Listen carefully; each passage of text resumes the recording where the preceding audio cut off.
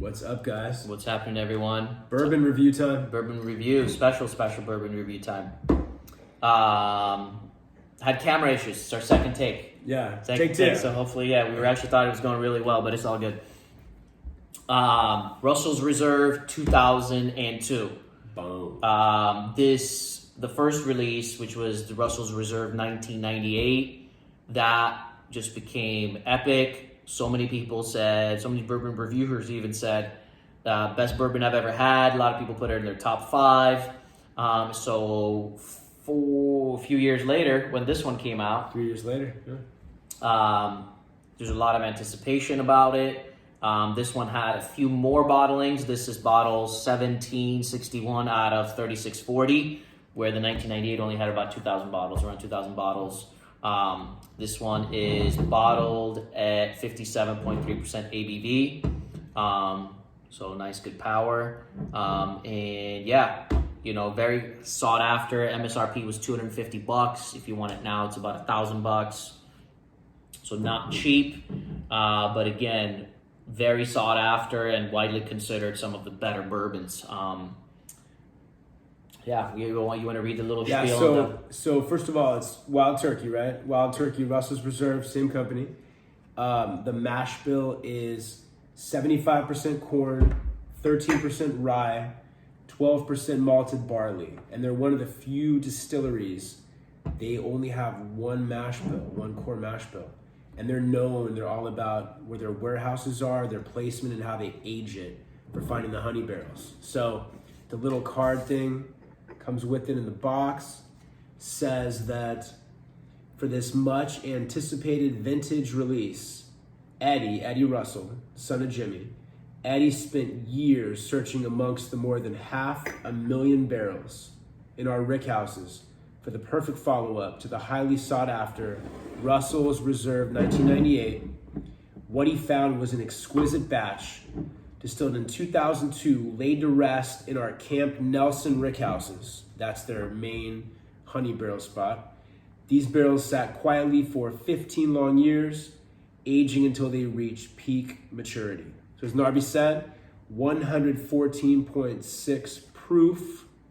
Oh, and versus the 98, this was their first non-chill filtered barrel proof bourbon. There you go. So this has been breathing for a good 30, 40 minutes, if not more. One of the biggest things that stands out about this bourbon is the flavor profile range, right?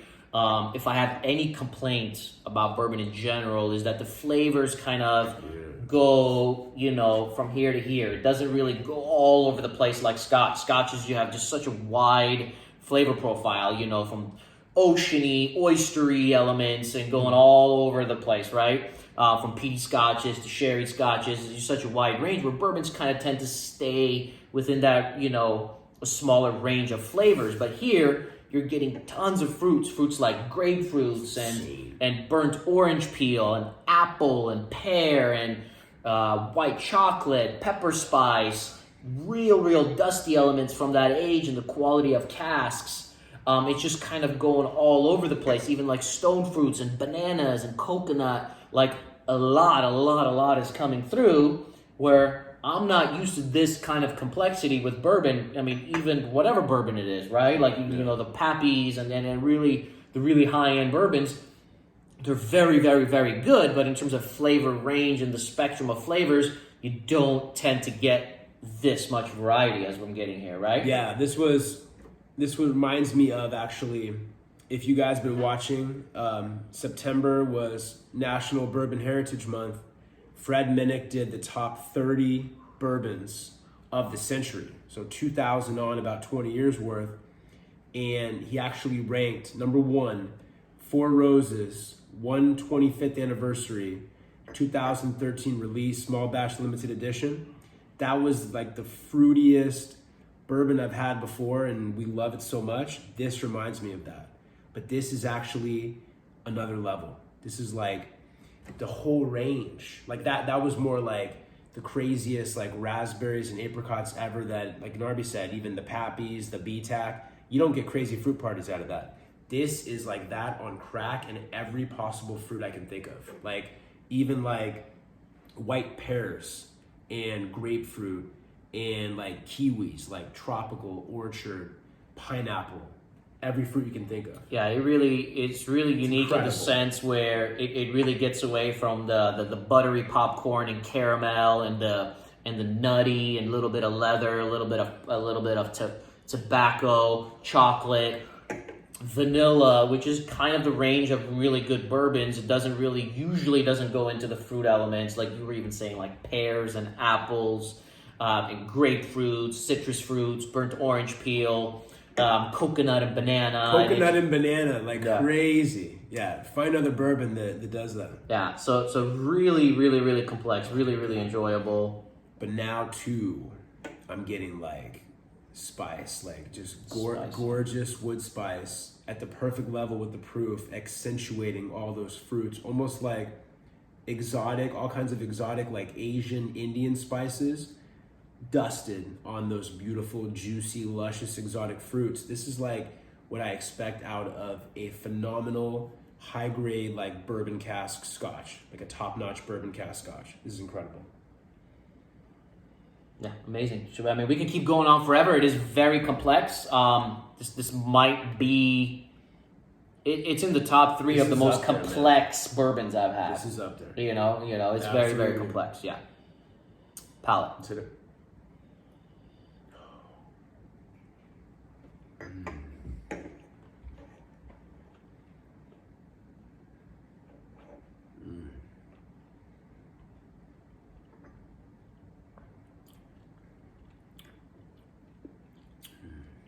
Really nice. Oh my god, that's fucking delicious.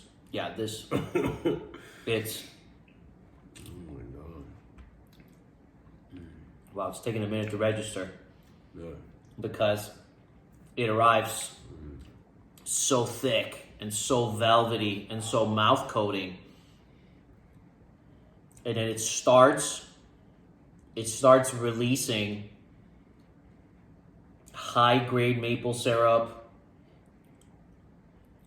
crepes, burnt orange peel. It was white chocolate on the nose. It goes more towards milk chocolate on the palate. It was, white pepper on the nose. It goes a little bit darker on the palate. But you get leather, tons of sandalwood, right? You almost get a little bit of like Asian spices and soy sauce. A little like ham almost, right? Brown sugar ham. It's not so much like fresh citrus fruits, but the peel, grapefruit peel, orange peel, apple skin, pear. So it's not as fruity, I would say, on the palate as it was on the nose. No. It's a lot richer. It's a little bit more traditional, rich, good quality bourbon. But those fruits do kind of come in a little bit of a drier and more like fruit skin kind of a way, right? Sure. Would you agree? I would agree. First palate. And I forgot to mention, on the nose too, I do get what people call like that turkey funk, like that wild turkey funk of like, almost like... The shift has begun. All good. The engine's been up. Here. So lead in charge. Good. We have a TV right up here above the bar. Pool table back here, so when we shoot pool, we can watch TV and have some drams, and the TV turret got off. Yeah, so almost like, imagine like in a bar with like a bunch of like peanut shell dust and almost like corn on the cob style dust, like just from like dust. being like in the rickhouses where they are, and I get so much of that, and that's what kind of takes over, like that and the barrel and the oak and the spice and the exotic spices, that takes over on the palate. And obviously just like scotches, right? You expect like the brighter, fruitier elements not to translate maybe quite as much from the nose to the palate unless it's like a total, epic whiskey. But that kind of takes over. But I still do get some juicy, luscious, syrupy, exotic ass apricots and white peaches in the palate. I Just do. not as much as the nose. Not as much as the nose, but you do. You took me You took me to a place. I took you in the Cam Nelson Rickhouses, bro. You did, but I've never been there. But I've been to Gladstones back in the day when they would give out the peanuts. They don't anymore. Yeah. And you start crumbling the peanuts and you're allowed to throw them on the ground. So there's that dusty element. It even leaves the dust on your fingers from the peanut shells and everything. Dude, when you said that, that smell started coming to me. You hit it on the dot times 50. That was perfect. And so like all that together, it adds those layers of complexity. Yeah. No, it's definitely a bourbon. It's definitely fully there. You get all the traditional bourbon elements, but then some. And that's when you're telling me it's special release and you're charging me a premium price and it's limited, there's an aftermarket for it. So much of bourbon has just become such bullshit lately. It's just become so freaking silly where your average $50 bourbon goes for $800 on the aftermarket. Insane. And it tastes like a $50 bourbon. Whether, it's just getting so stupid. It's like corn, vanilla, caramel. That's it. And there's no complexity. There's nothing to it. $1,000 is a shitload of money. But if someone said, hey, I'm going to spend $1,000, at least you're getting a high-end product. Yeah. So, at least if you're buying this, you should definitely be opening it and drinking it and not collecting it. This is really, really good. And this has been breathing for, we haven't had many drams. As you can see. We knew, we could recognize in certain bourbons that are a little closed up and we could get some of the fruit, but we just let it breathe. Sometimes for like a year until we revisit, as hard as that is, because we know cask strength, we're getting some fruits, we could see that the fruits really want to come out and shine, and this was one of those kind of bottles. Like, bring it up again, that Four Roses, 125th anniversary, that took almost like below half the bottle until it started reaching maturity, complex potential of the fruits. That doesn't mean it's not good in the beginning, but to get the full complexity and the full spectrum, sometimes when it's cask strength, there's just fruits are hiding and it takes some time. It takes some time and air for it to come out. And likewise, I think this is only going to get better. Yeah, I think this is only going to get better. Because I think this is just the tip of the iceberg. I put 2 drops of water in mine, and I can absolutely not tell the difference. I put 2 drops in here. I'm going to add 2 more drops. So 4 drops of water. For sure. Because I literally can't tell the difference with 2 drops of water. Yeah, I think this is the tip of the iceberg, man. This bourbon's only going to get better. The peanut dust. With age, The peanut dust, my favorite note. The funk, man. Yeah, you said it, man. The peanut dust is my favorite note today. Because it's the age.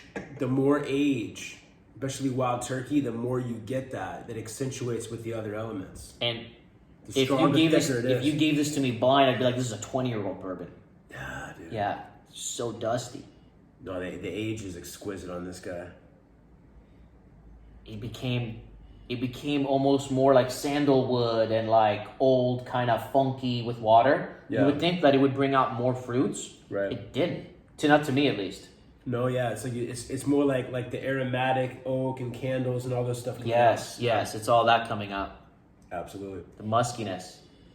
Yeah, interesting. I still get like a lot of white grapefruit, white chocolate, but yeah, it's almost like becoming waxy now. Like I said, like the candle, like aromatic candle wax. This review's gonna go forever if we don't finish it. But let's do one more sip. This is awesome, man.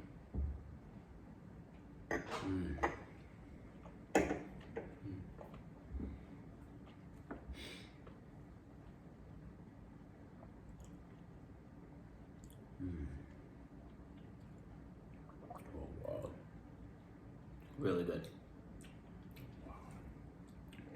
Wow, man. Tiny bit oakier. Yeah. Kind of drier. Got drier and oakier. Water. Yeah. I'd almost say... Still phenomenal.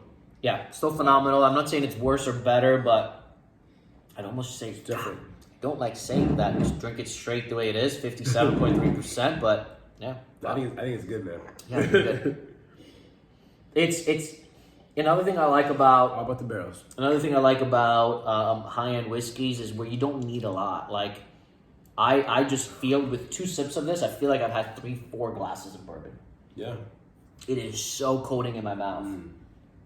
Wow. Finish is long, really long. I don't know if I'm going to be able to taste anything. We're supposed to do reviews all day today. I might need a break after this just because... fuck. This is good. It's like chewing on. Imagine if the oak wasn't dry. It was like sweet and syrupy. It's like chewing on that with like apricots and apricot juice inside. Yeah. This is Perfect balance. This is easily one of the best bourbons I've ever had. Yes. Um, Agreed. I'm going between 92 and 93. I'm right there with you. I can't decide between the two. If there was a half point, this is a 92 and a half. Bingo. And it just, I'm gonna go 92 right now, with the expectation of it going to 93. It's a 92. It's right there, man. It's right there, and it's right there, man. It's tricky. I do think it's gonna hit a 93 with more. I think it's gonna get even fruitier. I think it's gonna become even more luscious. Yeah. I think it's gonna hit a 93 at a halfway point. Yeah. And there's some bottles we want to do re-reviews on, like taken from Ralphie. He does re-reviews. There is a couple bottles that I want to do re-reviews on. And this might be one in the future that we bring out again. I'm gonna go 92. That being said, it's approaching 93. Yeah, I think once it gets halfway below, the explosion of fruits goes to the palate as in the nose. But yeah, right now 92. Yeah, no, just Incredible. really, really, really incredible, man. Yeah, just the beginning. Yeah, we have been. We've been buying and drinking a ton of bourbon during this pandemic over the last 6-7 months. Yeah. So I mean, when I say a ton of bourbon, I mean, shit tons. shit tons of bourbon. I mean, like rooms full of bourbon. We'll get into the reasons of that a little bit later. Perhaps we'll have a little hangout session later tonight. We'll see how it goes and talk about some stuff. But check us out on Instagram if you haven't. We're starting to post over there. If you haven't subscribed, lets us know that we should keep recording. And thumbs up lets us know that you're enjoying the reviews. We'll see you soon. Cheers. Cheers.